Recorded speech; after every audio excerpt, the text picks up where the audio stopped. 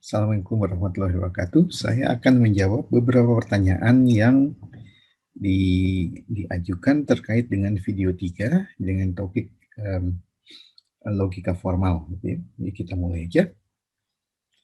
Di pertanyaan pertama di sini, jadi saya punya beberapa list pertanyaan yang dari Bapak Ibu. Yang kalau saya tunjukkan dulu seperti apa. Jadi seperti ini. Jadi saya akan membagi dua, jadi di sini ada berkaitan dengan logika formal yang umum dan ada yang nanti tentang khususnya tentang logika berkuantor. Itu akan dibahas secara khusus nanti di belakangan. Gitu ya. Jadi kita mulai aja dari awal gitu ya. Oke, ini pertanyaan pertama tentang ini. Perbedaan logika penalaran sehari-hari dengan logika formal berdasarkan cerita gitu ya. Bagaimana kita membedakannya? Dalam sehari-hari kita selalu menggunakan logika sehari-hari gitu ya. Jadi sebagian didasarkan logika formal. Logika formal itu lebih seperti yang saya sampaikan di kelas bahwa logika formal itu menekankan pada aturan penalarannya. Jadi bukan pada artinya. Jadi karena itu dia menggunakan huruf-huruf lambang gitu ya. Jadi kalimat seperti kalau saya seekor monyet maka saya punya ekor. Kemudian saya tidak punya ekor. Kesimpulannya saya bukan monyet. Gitu ya. Dengan cerita kalau hari hujan maka saya membawa payung. Saya tidak bawa payung, maka kesimpulannya dengan modus ponens, hari tidak hujan. Gitu ya. Itu dalam sehari-hari itu dua skenario yang jauh berbeda. Ya. Yang satu ceritanya tentang hari, tentang hujan, payung. Yang satu ceritanya tentang saya, tentang monyet, gitu ya, ekor. Dua hal yang tentunya berbeda. Tetapi kalau dilambangkan, gitu ya, kalau saya seekor monyet, M, saya punya ekor E. Jadi itu menyatakan P panah E. Kemudian saya tidak punya ekor, tidak E. Maka modus ponens akan menyimpulkan tidak M. Ya, kalau hari hujan paling-paling bedanya hanya huruf. H maka P payung, tidak P. Kesimpulannya tidak H, tidak hujan. Ya. Dari hanya hurufnya berbeda, tapi aturan yang digunakannya persis sama. Itulah logika formal. Jadi tidak ada bedanya. Secara logika formal, cerita monyet ekor dengan hujan payung ini tidak ada bedanya. Ya. Karena itu menekankan pada aturan penalarannya sendiri. Jadi aturan apa yang digunakan, bagaimana kesimpulan didapat. Justru karena itu logika formal tidak boleh terpengaruh oleh cerita sehari-hari. Karena itu dia dilambangkan. Ya. Nah, bagaimana logika ini disebut sebagai sistem aksioma? Nah, lihat lagi di slide atau di video di bagian akhir itu ada saya menunjukkan bahwa bahwa ada sistem aksioma tentang logika ini. Jadi sistem Lukasiewicz yang saya katakan waktu itu dibuat oleh Lukasiewicz sekitar awal abad 20. Jadi itu bahwa sistem aksioma sekarang kita punya dua contoh. Satu untuk geometri Euclid, yang non-Euclid juga ada, geometri insidensi dan logika. Gitu ya. Saya di situ hanya menyebutkan bahwa sistem logika juga bisa ditulis sebagai satu sistem aksioma. Ya, perbedaan antara modus ponens, modus tollens, silogisme. Nah, silogisme itu Anda bisa lihat di Wikipedia, bisa lihat ini apa artinya. Pada dasarnya silogisme adalah penalaran secara umum ya. Jadi bagaimana menggunakan aturan-aturan logika untuk menyimpulkan dari premis sampai ke kesimpulan. Jadi secara umum disebut silogisme. Jadi kita bisa mengatakan itu penalaran.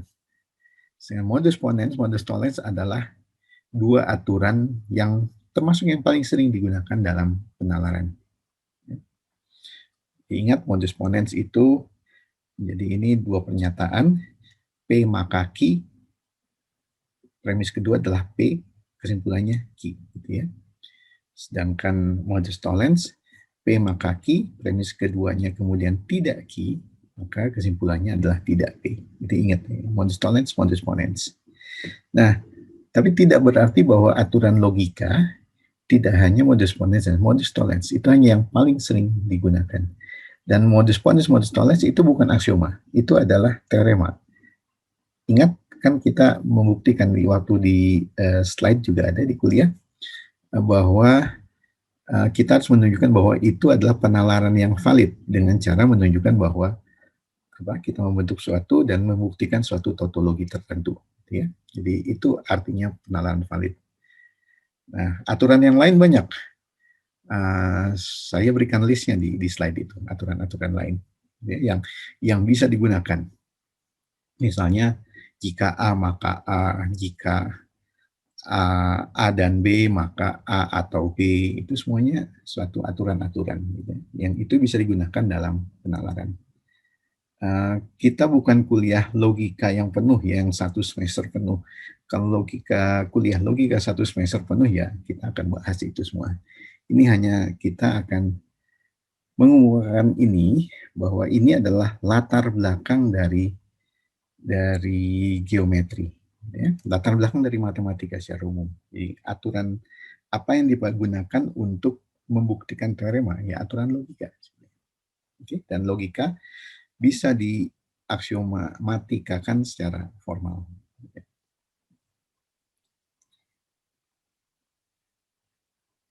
Logika dinyatakan sebagai cabang filsafat. Apakah begitu? Saya juga tidak tahu gimana jawabnya, jadi Anda bisa. Bagaimana berkaitan matematika, ilmu sastra dengan filsafat? Saya tidak tahu jawabnya yang pasti bagaimana. Tapi ada orang yang menyatakan, kebanyakan begitu. Dalam satu sisi memang benar bahwa matematika itu bukan ilmu, bukan sains. Kenapa? Karena sains itu adalah mengamati fenomena, kemudian menurunkan sifat-sifat dari fenomena tersebut. Ini sifatnya induktif gitu ya. Dicoba-coba, diterka, dinalar seperti apa, bukan dengan logika formal, sebagian dengan logika formal, tapi sebagian lagi tidak gitu ya. Mungkin dengan statistik. Kalau seringnya begitu maka gitu ya. Kan lagi lebih ke statistik apa? Sering tidak itu. Ya. Kemudian disimpulkan sesuatu. Matematika tidak begitu. Ya, matematika itu bukan pengamat, tidak ada hubungannya dengan alam sebetulnya ya. Kalau ada itu matematika yang murni gitu ya. Jadi apa-apa pernyataan dalam matematika itu dibuktikan. Buktinya bagaimana? Buktinya bukan bisa apa yang dilihat dari kejadian sehari-hari atau apa yang di alam, tapi ya dibuktikan secara logika. Ya. Karena dalam hal itu matematika bukan ilmu, gitu ya. Bukan pengetahuan iya, tapi bukan sains dalam pengertian itu. Nah, tapi dalam prakteknya, dalam membentuk matematika tidak terlalu berbeda dengan sains. Tapi kalau kita bicara tentang filsafatnya atau esensinya matematika itu bukan sains dalam pengertian seperti itu. Ya. Anda bisa cari di wiki atau apa, banyak di Wikipedia, apa itu sains. Ya. Bandingkan, apakah matematika bisa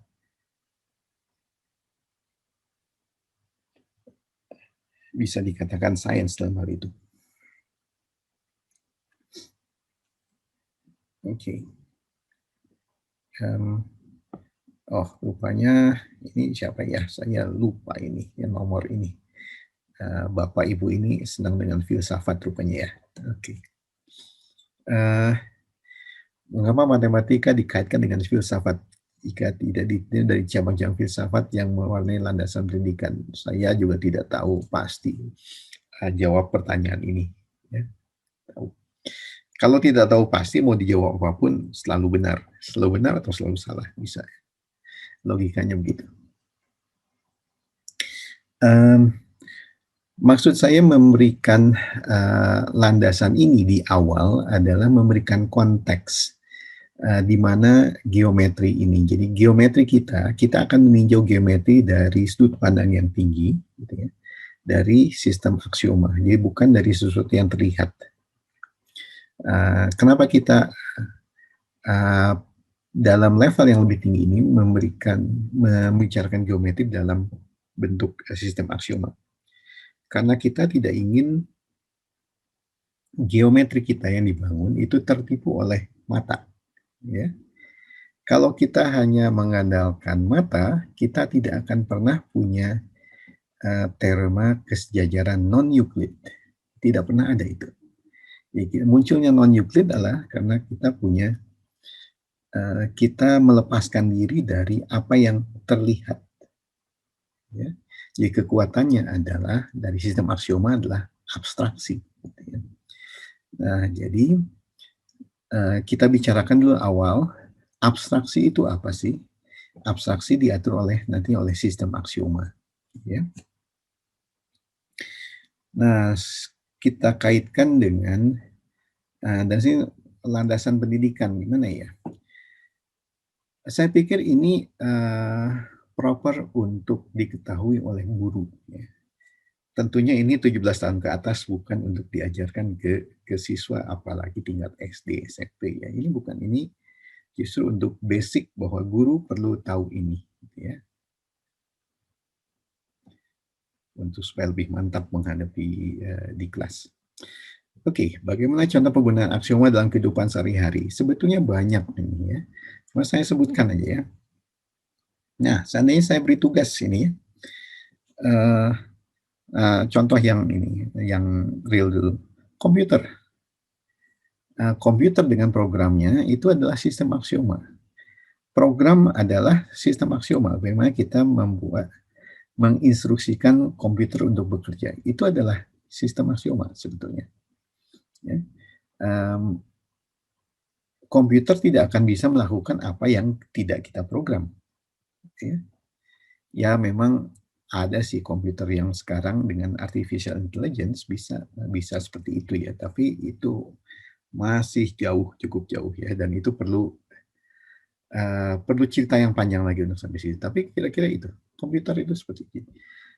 Atau kalau Bapak Ibu saya minta buat tugas seperti begini. Bapak Ibu tahu mainan monopoli kan? Oke. Sekarang coba Bapak Ibu buat suatu monopoli tapi yang versi syariah. Nah, bagaimana tuh? Tergantung Bapak Ibu bisa, idenya bisa beda-beda, silakan, nggak apa-apa. Jadi terus Bapak Ibu harus menetapkan aturan awalnya. Aturan pemainnya siapa, berapa orang, gimana melangkahnya, segitu semuanya diatur, ya. Itu adalah aksioma. Dan kalau sudah membentuk aturan begini, ingat dalam sistem aksioma ada 3 hal yang kita bahas ya, walaupun 2 yang terpenting. Pertama adalah konsisten, ya aturannya harus tidak boleh bertentangan. Kedua adalah, apa, kelengkapan itu terakhir, konsistensi, independen, jadi tidak bertumpuk aturannya, ya, saling bertumpuk, tidak bertentangan, tidak bertumpuk, dan tidak, dan lengkap gitu. Lengkap belakangan lah, itu kita selalu bisa tambahkan sesuatu gitu ya. Tapi yang pertama itu, kalau Bapak Ibu membuat aturan, yang pertama ya jangan bertentangan aturannya. Kemudian, kedua, ya jangan buat aturan yang, kalau aturannya bertumpuk ya buang salah satunya, gitu ya. Jadi prinsip itu selalu ada, ya. Jadi dalam sehari-hari banyak, jadi apalagi kalau Bapak Ibu jadi game developer, nah sebetulnya Bapak Ibu bekerja dengan sistem aksioma itu sehari-harinya. Mungkin tidak jika dalam suatu soal terdapat 3 aturan sekaligus, modus ponens, modus tollens, silogisme.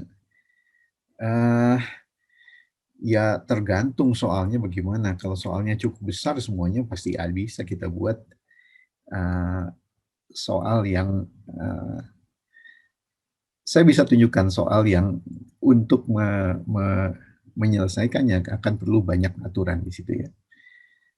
Kita memang hanya yang sederhana saja kemarin contoh-contohnya yang 2 langkah, 3 langkah tidak, hanya 2 langkah paling-paling gitu kan. Itu hanya memberikan, suatu, istilahnya flavor saja, apa yang sebetulnya dilakukan dalam, sistem aksioma gitu ya.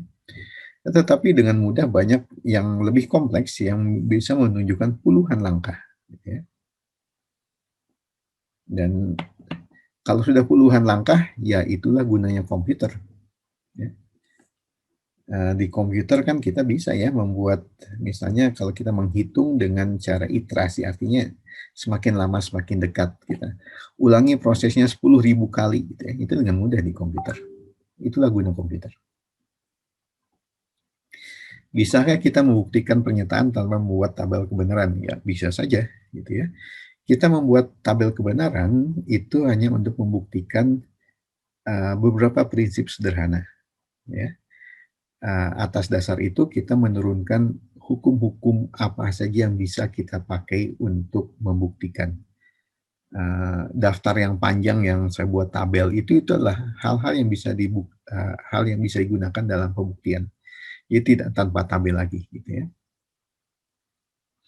Jadi kita gunakan aturan yang valid, itu bisa. Jadi tanpa tabel. Tabel kita gunakan untuk buktikan misalnya modus ponens, modus tollens, itu yang hal-hal yang mendasar.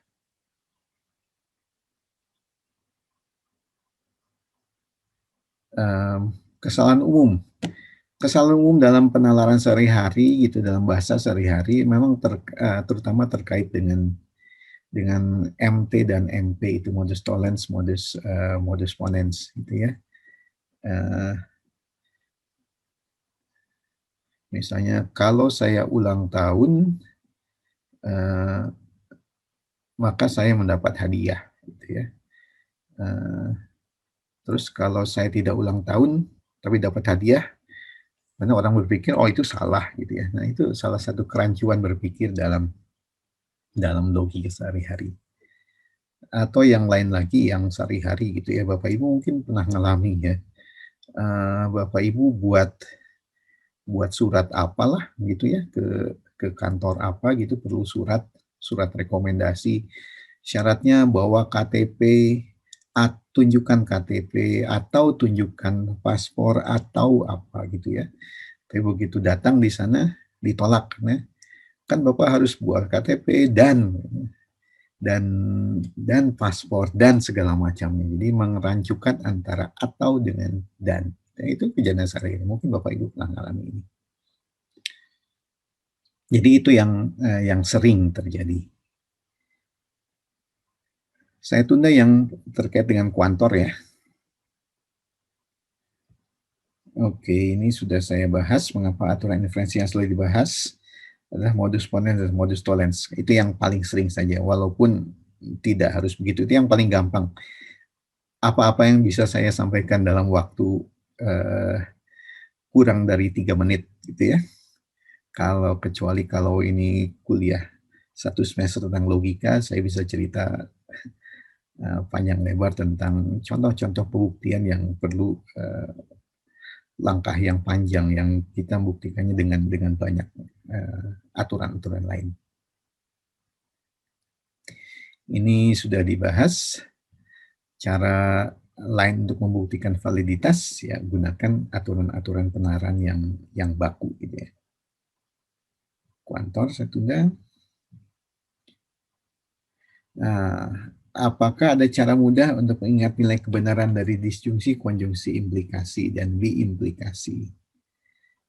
Uh, Kalau di level kita menjelaskan di kelas, tentunya kita biasanya kalau saya tidak akan menggunakan kata disjungsi, konjungsi, implikasi, biimplikasi. Saya hanya menggunakan ini disjungsi itu atau, konjungsi itu dan, implikasi itu jika maka, ini biimplikasi jika maka berlaku bolak-balik gitu ya. Jadi Saya akan menceritakan seperti itu. Jadi saya berikan tabelnya ya begini memang gitu ya. Misalnya jadi yang paling diingat apa? Jadi atau itu berlakunya kalau setidaknya salah satu dari atau-ataunya itu benar, ya. Konjungsi benar itu kalau, eee, semuanya harus benar, ya. Kalau, eee, kalau salah satu salah saja, ya sudah salah, ya. Jadi berusaha mengaitkan itu dengan, logika, tapi maksudnya logika yang benar ya sehari-hari gitu ya. Jadi itu tidak dihafalkan begitu saja gitu, tapi dikaitkan dengan penalaran. Memang yang sulit itu implikasi ya, terutama bagian yang bahwa premisnya salah, kesimpulan benar, lalu kesimpulannya adalah apa, keseluruhan implikasi itu benar. Itu hal yang paling susah. Ya apa boleh buat itu ya. Jadi itu, eee, kenapa susunannya selalu, kalau kalau dengan dua dua komponen PQ gitu selalu TTFF. TF-TF ya sebetulnya kan kalau 2 sebenarnya kita mencoba berbagai kombinasi aja kan. Semua kombinasi harus muncul gitu. Kalau 2 ya ada 4 kombinasi. Terserah mau mulainya seperti apa, yang penting 4 kombinasi itu harus muncul. Kalau ada 3 PQR, ya berarti 8 kombinasi harus muncul. Terserah urutannya seperti apa. Ini hanya sekedar supaya lebih sistematik saja.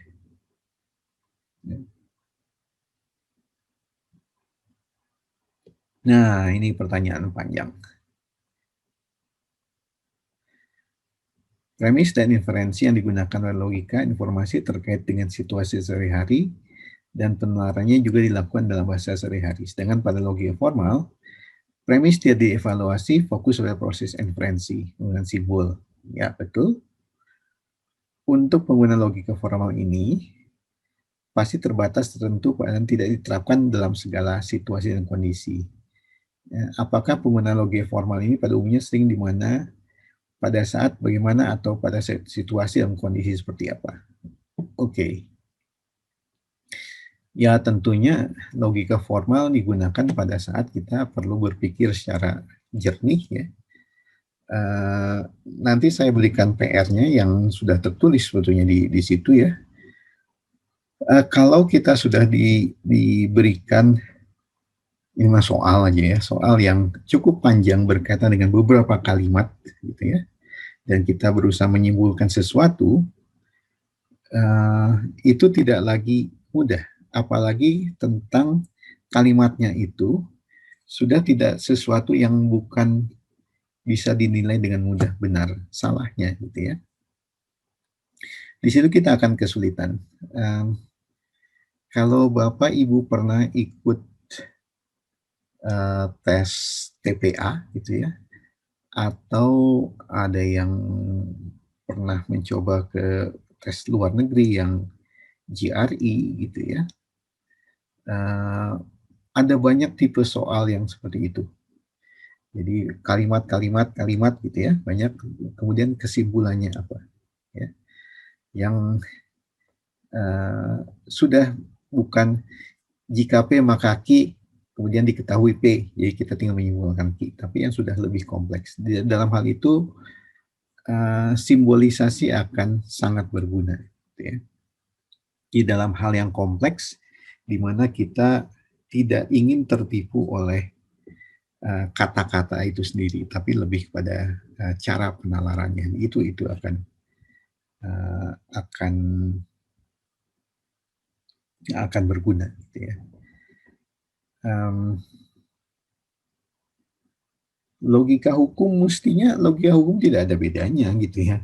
Orang mengatakan, karena logika hukum berbeda dengan logika formal. Ya, mmm, kalau saya pribadi berpikir itu, eee, yang tidak, justru yang mungkin kemungkinan tidak tahu persis apa itu logika formal, gitu ya. Dalam hal itu, analisis logikanya itu diperlukan dalam dalam dalam hal-hal yang kritikal seperti itu. Iya. Ini pertanyaan contoh kesalahan umum tersebut seperti apa? Baik dari masyarakat maupun di bini masa. Apakah ketika kita memberikan validitas soal argumen, ternyata hasilnya tidak valid, bisa dikategorikan terjadi kesalahan umum? Ya, kesalahan umum yang terjadi ya itu saya katakan yang membalikan kesimpulan, jika P maka Q, kemudian jika tidak P, mau disimpulkan tidak Q, itu yang paling sering terjadi sebetulnya. Kemudian saya ceritakan tadi yang syarat itu, kerancuan antara dan atau, yang atau diterjemahkan sebagai dan gitu ya, itu bukan hal yang jarang terjadi, itu yang sehari-hari. Proposisi terus baik, nanti mesti nah ini tuh sebetulnya saya menyampaikan ini, proposisi rumus baik ini, itu dalam konteks memberikan contoh bagaimana menulis logika dalam bentuk sistem aksioma. Jadi dalam sistem aksioma kan, ingat di sistem aksioma itu ada beberapa komponen. Pertama adalah undefined terms, jadi terminal, ada kata-kata yang digunakan yang tidak didefinisikan lagi. Dalam geometri, titik itu tidak kita definisikan ya. Dideskripsikan bisa, tapi tidak. Oke, kemudian definisi. Kemudian lagi aksioma atau postulat, kemudian teorema yang dibuktikan. Ya.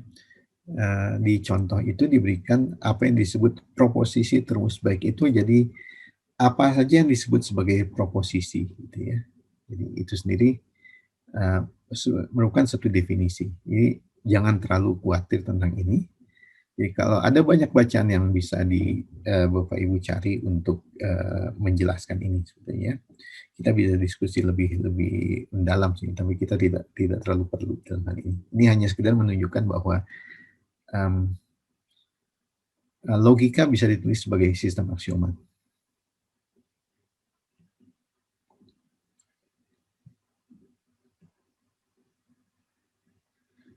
Oke, tautologi adalah pernyataan yang selalu benar apapun nilai kebenaran dari komponennya. Contoh dari komponen-komponennya. Ya, komponen itu ya tergantung kita mau berapa tautologi yang dibangun oleh berapa komponen ya. Misalnya kita bisa membuat jika A maka A, itu satu tautologi gitu ya. Jika A dan A maka A gitu ya. Itu tautologi satu komponen ya. Jadi hanya ada A.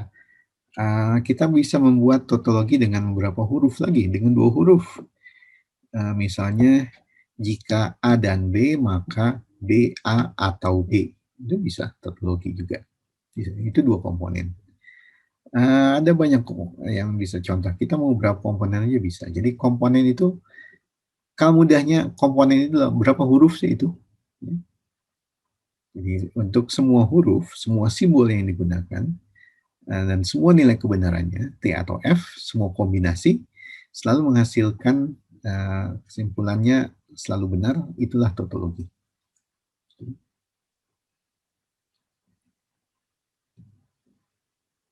Pada sistem aksioma atau logika proposisi, kenapa simbol dan 2 konektor tidak diberi nama? Ada namanya kan biasanya konjungsi dan disjungsi gitu ya. Tapi saya juga tidak, seperti dalam logika formal itu terserah kita mau berikan namanya apa. Jadi ekstrimnya Bapak Ibu bisa menamakan itu kambing ya, atau sapi atau jaring atau apapun ya, tidak, karena itu hanya sekedar definisi penamaan gitu ya. Masalah penamaan apakah harus memiliki arti makna, tidak juga dalam logika formal. Jadi terserah. Jadi kita hanya menggunakan simbolnya saja dan apa artinya dari simbol itu.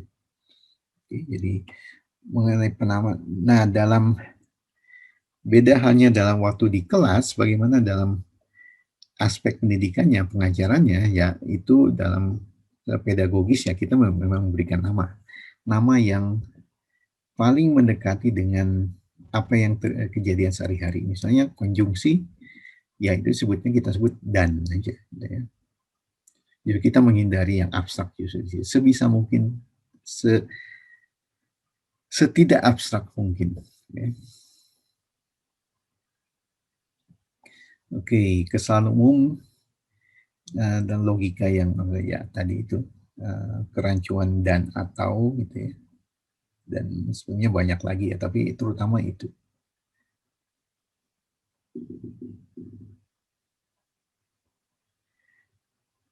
Mengapa logika diperlukan? Ya, kalau tidak pakai logika, pakai apa gitu? Ya. Apakah ada alternatifnya? Gitu ya. Nggak tahu gimana menjawab pertanyaan ini. Apa itu objek formal, objek material? Saya juga nggak tahu ini apa sih. Pertanyaan ini bagaimana menjawabnya. Objek formal bisa saya artikan sebagai suatu objek abstrak ya di sini.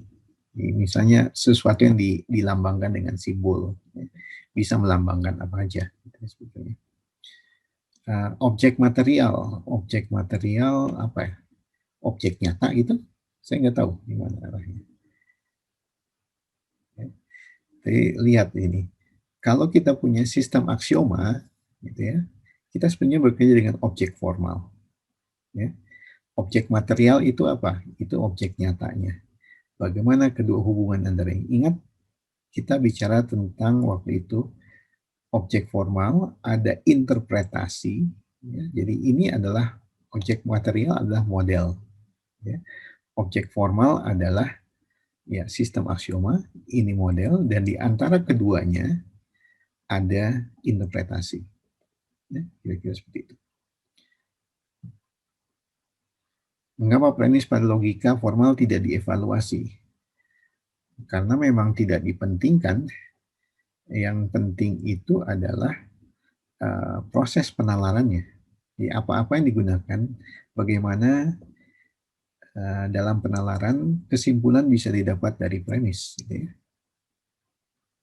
Jadi yang diinginkan adalah kalau premisnya benar, harusnya kesimpulannya benar. Dalam sesuatu yang penalaran yang valid itu seperti itu. Bahwa kesimpulan benar didapat dari premis yang benar. Ya. Jadi kalau premisnya salah, ya dalam satu implikasi, ya, premis salah, apapun kesimpulannya, maka implikasinya selalu benar. Gitu ya. Jadi kita tidak tergantung pada kebenaran premisnya.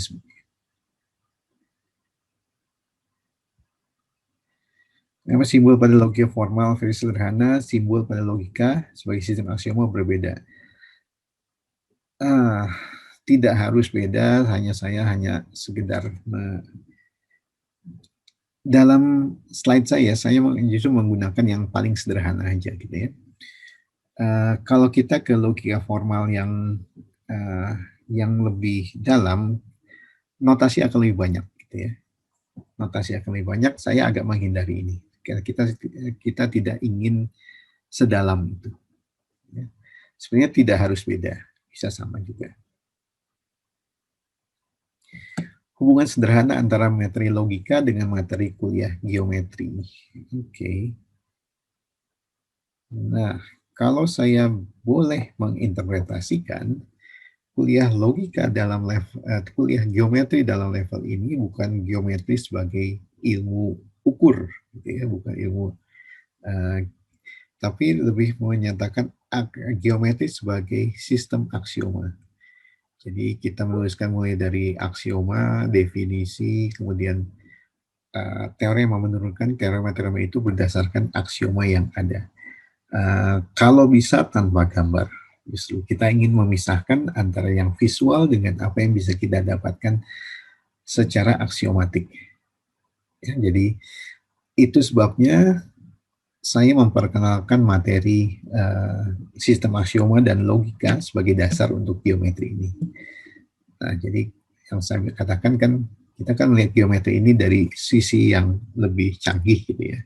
Mestinya yang Bapak lihat geometri itu sesuatu yang dicanggihkan, bukan sekedar apa yang dilihat sama dengan yang dilihat dengan murid Bapak Ibu di kelas, ya. Jadi kenapa kita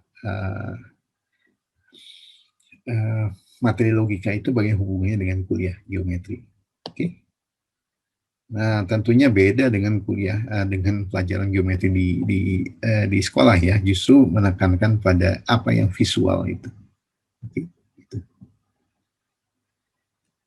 Kira-kira itu yang bisa saya jawab dari pertanyaan-pertanyaan Bapak Ibu dan juga klarifikasi dari slide dan video itu. Saya akan cerita khusus tentang yang logika berkuantor